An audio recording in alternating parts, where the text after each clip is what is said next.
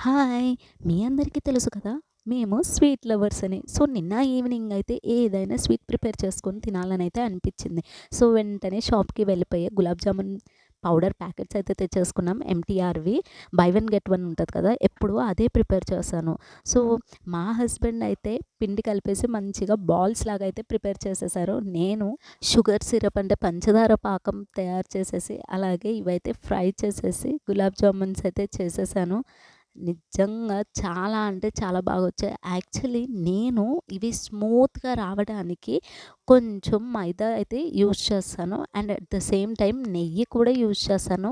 మనం బాల్స్ చేసేటప్పుడు ఎవరైతే ఇప్పటి వరకు ఇలా చేయలేదు అని అనుకుంటారో, నెక్స్ట్ టైం మీరు చేసేటప్పుడు కొంచెం మైదా యాడ్ చేసి చేయండి.